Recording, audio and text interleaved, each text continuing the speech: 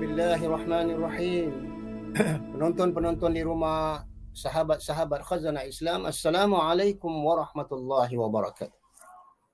Alhamdulillah, bagaimana keadaan muslimin muslimat di rumah? Mudah-mudahan semuanya dalam keadaan sihat walafiat. Dan kita terus berdoa, barikallahu lana fi Sya'ban faballaghna Ramadan. Ya Allah, ya Tuhan kami, berkatilah kami pada bulan Sya'ban ini dan sampaikanlah kami berjumpa dengan bulan Ramadan tahun ini sekali lagi. Amin ya rabbal alamin. Maka perbincangan kita pada episod 72 tentang gaya sihat di bulan Ramadan, tentang mukjizat puasa untuk kesihatan dari sudut kajian saintifik. Kita telah mengetahui bagaimana firman Allah Subhanahu wa taala menjelaskan tentang kewajipan berpuasa tadi. Sebagaimana firman Allah Subhanahu wa taala dalam surah Baqarah ayat 183, ya ayyuhalladzina amanu kutiba alaikumusiyam kama kutiba alal ladzina min qablikum la'allakum tattaqun. Sidang jemaah, penonton-penonton di rumah, kita telah mengetahui Allah menyeru kita orang-orang yang beriman atas nama amanu agar kita menjalani ibadah puasa sebagaimana yang dikehendaki oleh Allah Subhanahu wa taala. Tujuan utamanya Allah mengatakan la'allakum tattaqun. Mudah-mudahan dengan menjalani ibadah puasa selama 1 bulan ini kamu akan bertakwa. Itulah di antara hikmah yang utama. Walaupun di sana ada beberapa hikmah. Sebagaimana firman Allah di dalam ayat yang sama juga, wa antasumu khairul lakum in kuntum ta'lamun. Agar kamu berpuasa itu lebih baik bagi kamu jika kamu mengetahui. Walaupun orang yang sakit, orang yang musafir diberi kelonggaran untuk berbuka dan gantikan pada hari lain.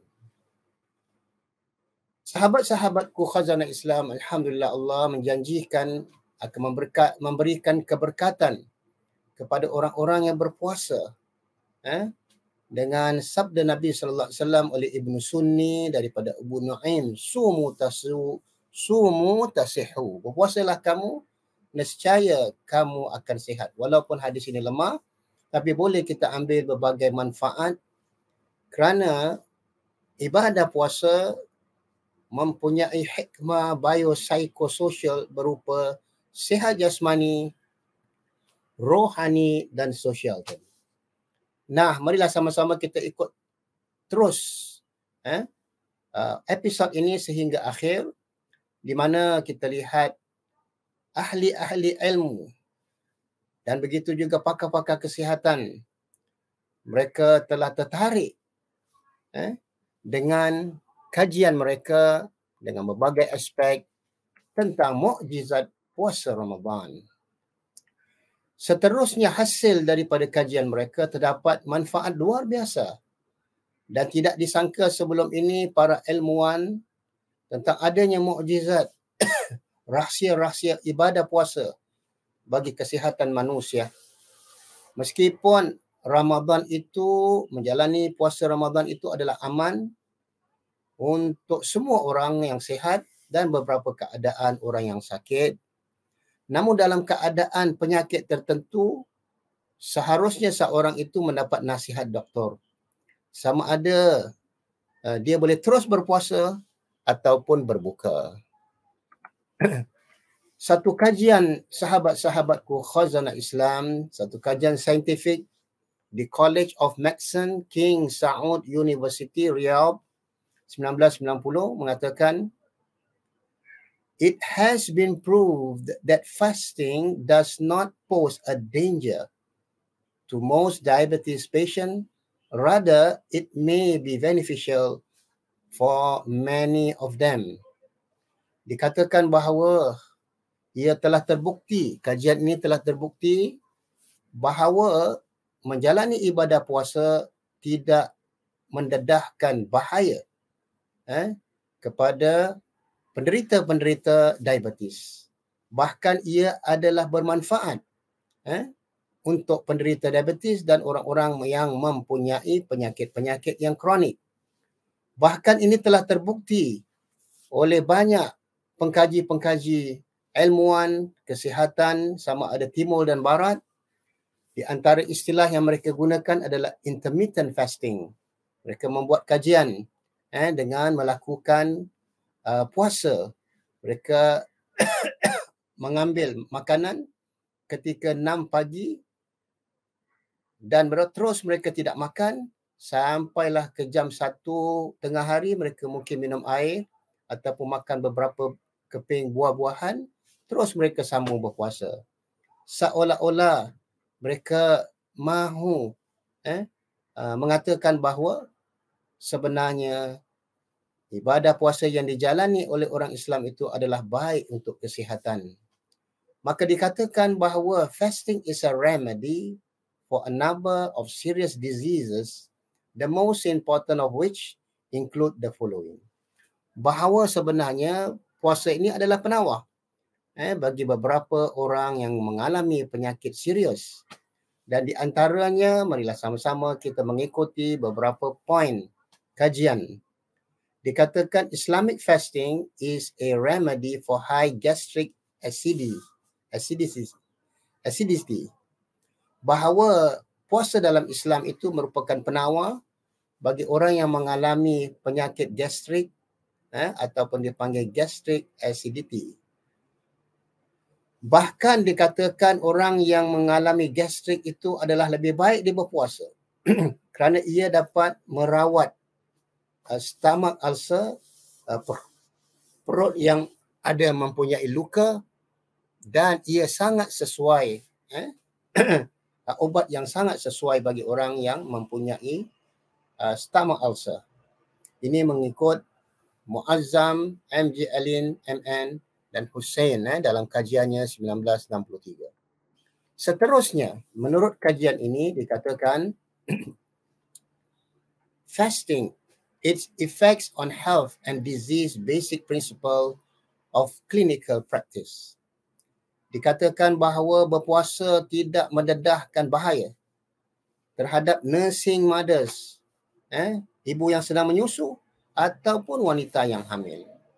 And it does not alter the chemical composition or cause any metabolic changes in the body in nursing mothers. Begitu juga ibu-ibu yang sedang menyusukan anak, ia tidak merubah komposisi cecair di dalam tubuh badannya ataupun metabolic change. Bahkan dinasihatkan bahawa ibu-ibu yang sedang menyusukan anak boleh berpuasa pada tahap awal ataupun pada tahap pertengahan, tetapi tidak dinasihatkan ketika kandungannya sudah 8 bulan, 9 bulan. Ini menurut Journal of Clinical Endocrinology and Metabolism 1981. Dan dikatakan kajian ini, it was found that fasting a great deal accompanied by moderation in eating and drinking and doing regular activities. Dikatakan bahawa begitu idealnya diikuti dengan kesederhanaan dalam makan minum ketika seseorang itu sedang berpuasa, itu adalah lebih baik baginya. Menurut Dr. K. Inish and Dr. Thomas Betcher dalam artikel mereka Reproductive Function During Fasting 1981. Yang kedua, dikatakan keajaiban sahabat-sahabatku khazanah Islam. Dikatakan keajaiban saintifik dalam puasa membuat tubuh menjadi lebih sihat. Sebagaimana dikatakan dalam artikel Scientific Miracle in Fasting. Pada saat bulan Ramadan khususnya umat Islam melakukan ibadah puasa sesuai dengan syariat Islam, dan begitu juga manfaat puasa sangat banyak untuk kesihatan tubuh. Hal ini kerana puasa dikaitkan dengan proses detoxification ataupun puasa dikaitkan dengan pembuangan racun dan pengeluaran zat racun dari tubuh badan kita. Kita tahu selama 11 bulan kita makan minum, tidak berhenti-henti. inilah masanya organ-organ dalam tubuh badan kita, ginjal kita, usus kita, perut kita akan berehat untuk pengeluaran zat racun. Terlebih dahulu apabila kita berpuasa selama 1 bulan penuh, yang dapat membuat tubuh menjadi lebih sihat. Berikut manfaat puasa bagi kesihatan yang seterusnya. Pertama, dikatakan puasa dapat meningkatkan neurotropik yang diturunkan dari otak untuk membantu tubuh memproduksi, mengeluarkan lebih banyak sel-sel otak dan pada akhirnya dapat meningkatkan fungsi otak dengan lebih cerdas. Penurunan jumlah hormon kortikal pada saat seseorang itu berpuasa yang dihasilkan oleh kelenjar adrenal ataupun adrenal gland dapat membuat seseorang itu menurunkan tingkatan stresnya. Ini pertama menurut kajian ini. Yang kedua, puasa dapat membantu menjaga kesihatan jantung dan pembuluh darah, saluran arteri. Menurut kajian ini, dikatakan sakit jantung merupakan salah satu penyakit yang silent killer. Berpuasa memiliki kesan yang baik untuk kesihatan jantung. Ketika seorang itu berpuasa, yakni lemaknya, kolesterolnya, high density lipoprotein akan meningkat dan turunnya kadar LDL, low density lipoprotein, yang baik untuk kesihatan jantung dan pembuluh darah ataupun arteri. Jadi inilah dikatakan bahawa cholesterol plaque in artery, maknanya kesumbatan kolesterol pada pembuluh darah kita, ia sangat berkesan ketika seseorang itu sedang berpuasa. Dan begitu juga jika seorang itu mengamalkan makan setiap pagi organic extra virgin olive oil, dia memainkan peranan yang begitu penting dalam mencegah seseorang itu penumpukan lemak-lemak pada saluran darah dan begitu juga di jantung. Jadi dikatakan bahawa protecting the body against the danger of toxic compounds, example lipid peroxidase. Seterusnya yang kedua, menurut kajian ini bahawa seorang yang berpuasa ia dapat menurunkan kadar kolesterol, yang dikatakan LDL.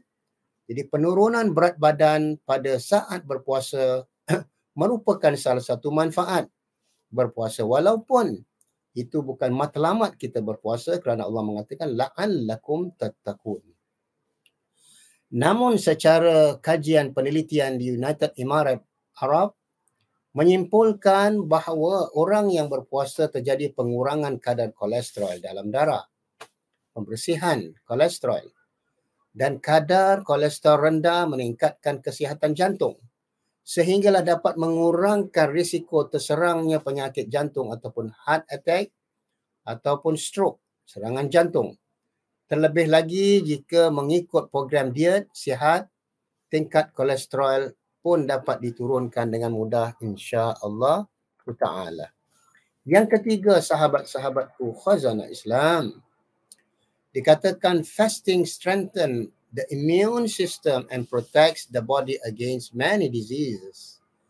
Bahawa puasa menguatkan sistem imun kita, daya tahan tubuh kita dan memelihara tubuh kita daripada berbagai macam penyakit. As it improves the functioning of lymphatic cells by a factor of 10 times. Dikatakan bahkan orang yang berpuasa itu dia dapat meningkatkan fungsi limpatik, sel limpatik kepada faktor 10 kali ganda. And it raises a number of kinds of antibodies in the blood and stimulates the immune activity. Bahkan ibadah puasa itu dapat meningkatkan beberapa jenis antibody dalam saluran darah kita dan stimulat ataupun memberi rangsangan kepada aktiviti immune system ataupun daya tahan tubuh badan kita. Begitu juga mengikut Dr. Al-Bibi dan Ahmad Al-Qaidi di Riyadh University dikatakan bahawa puasa dapat merangsang aktiviti daya tahan atau dalam tubuh badan kita ataupun dipanggil immune system. It raises a number of some kinds of antibodies in the blood. Bahkan ia meningkatkan beberapa jenis antibody dalam saluran darah kita. Masya Allahu Ta'ala. Seterusnya yang ketiga dikatakan berpuasa adalah salah satu cara yang tepat untuk mengubah gaya hidup yang tidak sihat dan pola makan yang buruk. Sebagaimana kita lihat masyarakat Melayu kita sering memakan terlalu banyak benda goreng-gorengan ataupun masakan-masakan kuih-muih yang kandungan gula yang begitu tinggi. Maka apabila dia berpuasa, dia akan mengimbangi makanan yang dia makan. Dia akan mengurangkan makanan-makanan gorengan dan begitu juga yang terlalu manis, lebih-lebih lagi yang banyak gula pasir. Selama kegiatan berpuasa dapat menghentikan kebiasaan seperti orang yang merokok, kalau sekiranya dia tak berpuasa, dia akan mengisap 30 batang sehari. Tapi Alhamdulillah dengan datangnya bulan Ramadan, dia telah mengurangkan separuh tabiat merokoknya dan inilah yang dapat membantunya untuk mencetuskan kesihatan tubuh badannya. Begitu juga di antara kebiasaan buruk makan makanan yang mana terlalu banyak lauk. Itu pun tak digalakkan oleh Nabi SAW. Seperti kita makan nasi ambeng yang mana lauknya hampir-hampir 9 ataupun 10. Kalau ditanya diri saya mengatakan bahawa saya mungkin akan makan nasi ambeng tetapi hanya 1 bulan 2 kali sahaja untuk menjaga kesihatan tubuh badan saya. Yang ketiga, apabila seseorang itu berpuasa, daya berfikirnya lebih tajam dan lebih kreatif.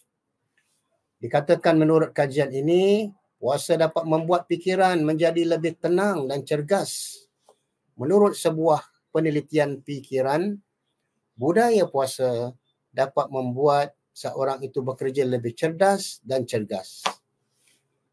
Tidak dapat dinafikan sahabat-sahabatku khazanah Islam, rasa lapar ketika berpuasa itu adalah lazim. Namun apabila rasa lapar memaksa untuk berfikir lebih tajam dan lebih kreatif, sebagaimana Luqmanul Hakim menasihatkan kepada anaknya, dikatakan ya bunayya idza tala'atil ma'idah namatil fikra wazalatil hikmah. Wahai anak kesayanganku, apabila perut kamu penuh dengan makanan, matilah fikiran kamu dan hilanglah hikmah daripada fikiran kamu tadi. Dan tubuh badan akan jatuh rebah daripada ibadah. Begitulah keadaan sahabat-sahabatku khazanah Islam. Satu lagi, berpuasa dapat membuat tubuh lebih mudah menurunkan berat badan. Tidak perlu melakukan diet yang berlebihan untuk menurunkan berat badan. Namun berpuasa sebenarnya bukanlah untuk diet dan menurunkan berat badan. Matlamatnya adalah la'allakum tattaqun, mudah-mudahan kamu bertakwa. Tapi namun di antara hikmah sampingannya, apabila 1 bulan kita menjalani ibadah puasa, makanan kita adalah seimbang. Maknanya kita sejak pagi sehingga petang dapat membakar lemak daripada mula terbit fajar sampailah tenggelam matahari. Masya Allah. Ini telah terbukti secara saintifik. Yang kelima, Nabi SAW memberi, Allah terus mengatakan pada hujung ayat Baqarah, surah Baqarah ayat 183, wa antasumu khairul lakum in kuntum ta'lamun. Dan agar kamu berpuasa itu adalah lebih baik buat kamu jika kamu mengetahui ataupun faham. Walaupun seseorang itu boleh berbuka, kalau dia jatuh sakit yang ringan, ataupun dia bermusafir, Allah membenarkan fa'iddatu min ayyamin ukhar, dia boleh menggantikan pada hari yang lain, melainkan seseorang yang mengalami penyakit yang kronik yang tidak ada harapan baik. Dan dikatakan juga mengikut laporan ini, fasting protects the body against developing kidney stone because it raises the blood. Bahawa orang yang berpuasa ini dapat mengatasi batu ginjal dan menghancurkannya. Dan begitu juga it prevent crystallization of calcium. Dalam tubuh badan kita ada banyak kalsium, ia dapat membeku dan menjadi batu. Maka apabila seseorang itu menjalani ibadah puasa selama 1 bulan, ia dapat mencegah penumpukan batu ataupun dia panggil crystallization of calcium. Ini menurut preliminary report on the effects of Islamic fasting on lipoproteins and immunity. Ini adalah satu kajian. Menurut laporan ini, berpuasa di dalam Islam ini dapat menurunkan low lipoprotein ataupun low lipoprotein. Seterusnya, bukan hanya mengurangkan dan menghancurkan batu ginjal, bahkan orang yang berpuasa itu dapat menjadikan ginjalnya lebih sihat kerana ia dapat berehat selama 1 bulan. Ginjal berfungsi sebagai saringan zat berbahaya daripada apa yang kita makan selama 1 bulan ataupun selama 11 bulan.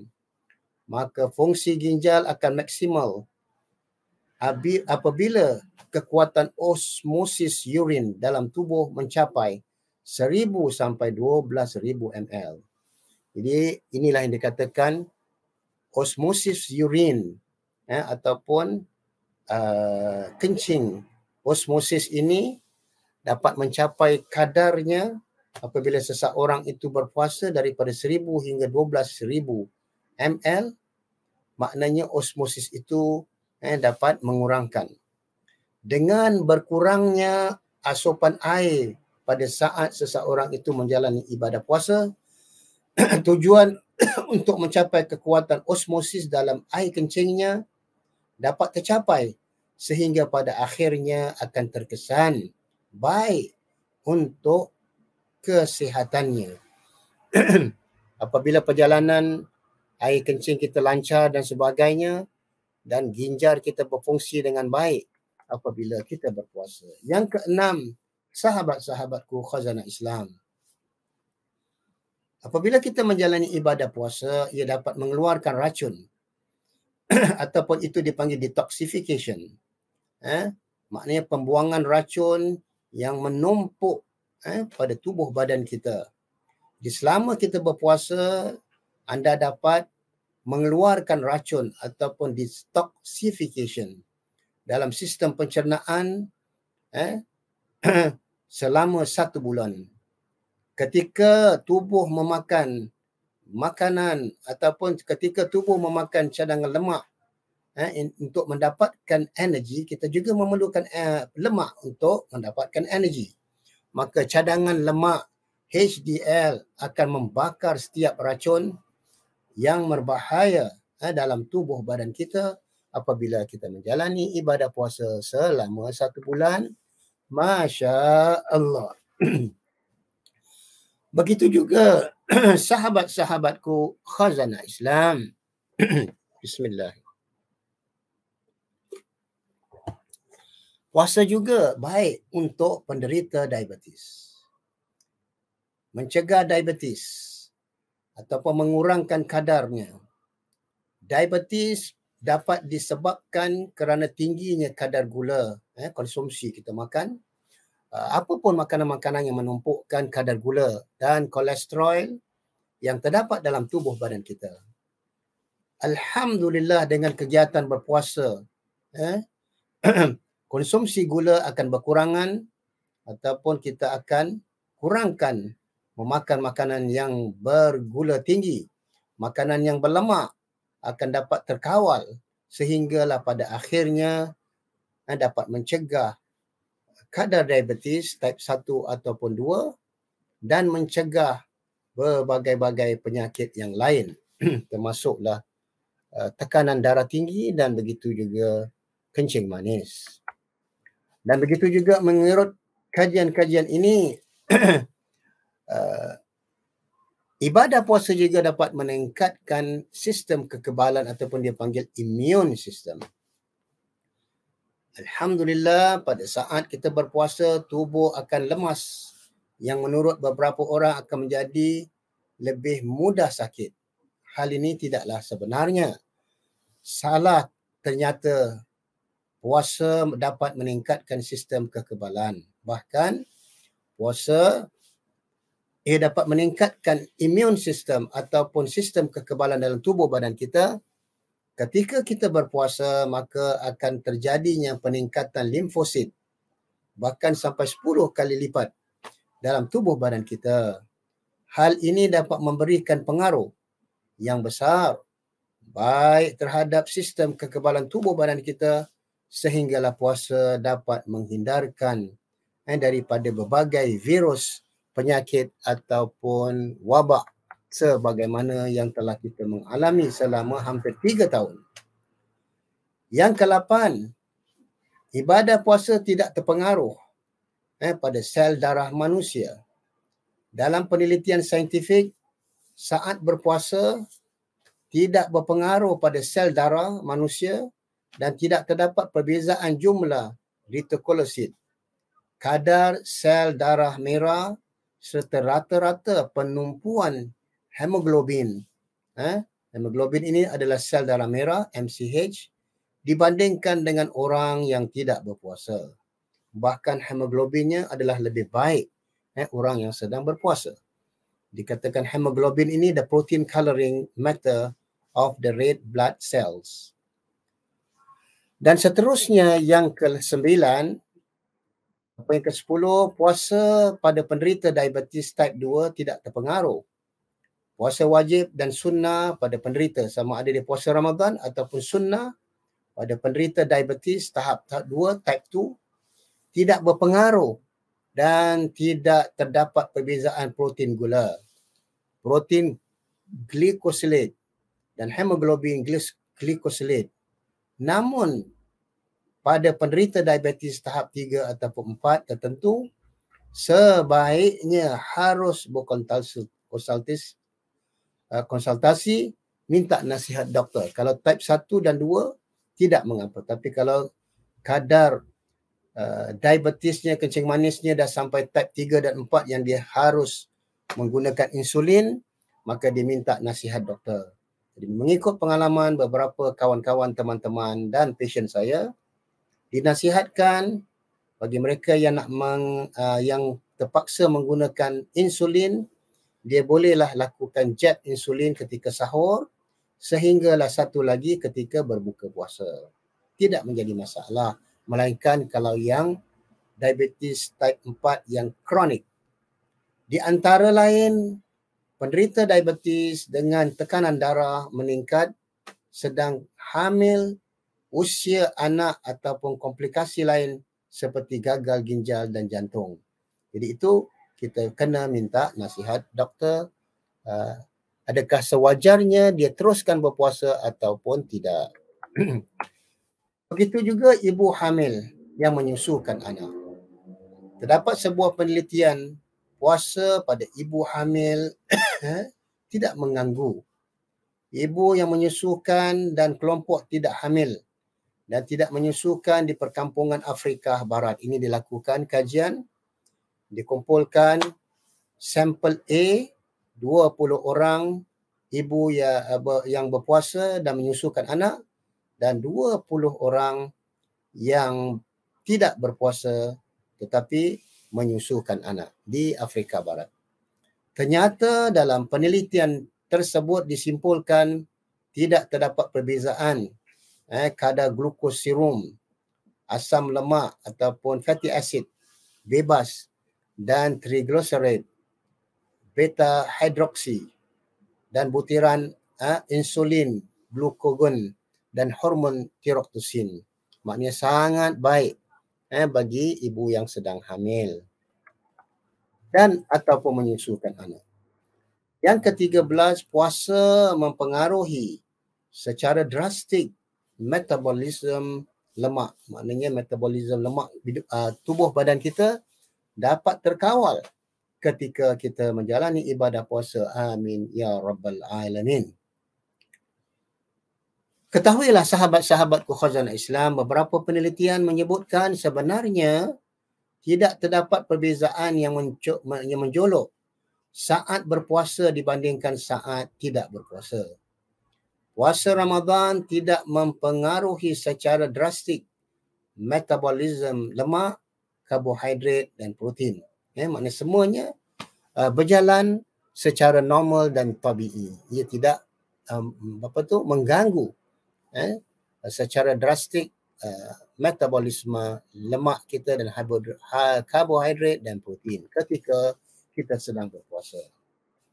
Seterusnya, metabolisme kita, sistem tubuh badan kita akan menjadi lebih efisien, berkesan ketika kita berpuasa, kerana metabolisme yang efisien bererti jumlah nutrisi yang akan diserap dari makanan menjadi semakin besar. Hal ini disebabkan terjadinya peningkatan hormon adiponektin yang diproses oleh gabungan antara puasa dan sahur. Masya Allah. Sebab itu Nabi menganjurkan apabila kita berpuasa, Nabi SAW bersabda, "Fatasahharu fa inna fis sahuri barakah." Makanlah sahur kerana pada sahur itu ada barakat. Sama ada pada makanannya ataupun pada waktu kita bangun sahur ataupun ketika kita berkumpul bersama ahli keluarga kita pada 1/2 malam ataupun 2/3 malam. Begitu juga kita mengetahui Nabi menasihatkan para pemuda yang belum mendirikan rumah tangga agar berpuasa tadi. Nabi SAW bersabda, "Ya ma'syarasy syabab, man istata'a minkum al-ba'a fatazawwaj, wa man lam yastati' fa 'alaihi bisiyam, fa innahu wija." Wahai golongan pemuda, barang siapa di kalangan kamu yang sudah ada kemampuan secara fizikal dan begitu juga secara material, maka berkahwinlah. Barang siapa yang tidak mampu, maka digalakkan agar dia berpuasa kerana ia boleh menjadi wija, benteng daripada kemaksiatan ataupun mengikut hawa nafsu, kerana puasa menahan diri daripada syahwat perut dan syahwat kemaluan ataupun hawa nafsu. Dan akhir sekali dikatakan dalam kajian ini, apakah yang dimaksudkan dengan wija, shell ataupun pendinding atau benteng? Dikatakan bahawa it indicates the testicle are the source of factors which provide sexual desire, as the meaning wija as shell in crushing the testicle of the male animal, which takes away sexual desire. Menurut Journal of Clinical Endocrinology and Metabolism, dikatakan apabila seseorang berpuasa, ia ada benteng. Benteng ini dapat mencegah nafsu, hawa nafsu yang terdapat pada seorang lelaki. Jadi ia akan terpelihara walaupun dia bujang, tidak mendirikan rumah tangga, tapi apabila dia amalkan berpuasa Senin Khamis, puasa 3 hari dalam 1 bulan, dan lebih-lebih lagi dalam bulan Ramadan ini, insya-Allah dapat menjaga dan memelihara hawa nafsu mereka dan begitu juga tingkah laku dan akhlak mereka. Jadi marilah sama-sama kita menyemarakkan pada anak-anak kita, generasi kita, masyarakat kita agar mereka bangun sahur. Kerana Nabi galakkan, "Fatasahharu fa inna fis sahuri barakah." Bersahurlah kamu, nescaya pada sahur itu ada barakatnya. Yakni makanan yang kita makan walaupun beberapa suapan ataupun teguk air, ia memberi tenaga ketika kita menjalani puasa di siang hari. Begitu juga sahabat-sahabatku khazanah Islam, pada saat-saat 2/3 malam ataupun 1/2 malam kita bangun, maka insya-Allah ia memberikan kita kekuatan dan mendapat barakat. Dan begitu juga dikatakan sesungguhnya Allah dan para malaikatnya berselawat atas orang yang bangun sahur dan makan sahur. Mudah-mudahan insya-Allah itulah yang membezakan antara puasa umat Islam dengan puasa golongan Ahlul Kitab. Mudah-mudahan pada saat-saat terakhir ini kita dapat sentiasa bersiap siaga dan berdoa dan menjaga kesihatan kita agar dapat kita menjalani insya-Allah ibadah puasa tidak berapa lama lagi dengan keadaan tenang dan diberkati oleh Allah Subhanahu wa taala. Amin ya rabbal alamin. Marilah sama-sama kita terus berdoa. Allahumma ballighna Ramadan, Allahumma ballighna Ramadan, Allahumma ballighna Ramadan. Ya Allah ya Tuhan kami, panjangkanlah usia kami agar kami sampai dapat melaksanakan ibadah puasa tidak beberapa lama ataupun pada Ramadan tahun ini. Subhanakallahumma wa bihamdika asyhadu an la ilaha illa anta astaghfiruka wa atubu ilaik. Wal 'asri innal insana lafi khusr illa alladhina amanu wa 'amilus shalihat wa tawasaw bil haqq wa tawasaw bis sabr. Wassalamu alaikum warahmatullahi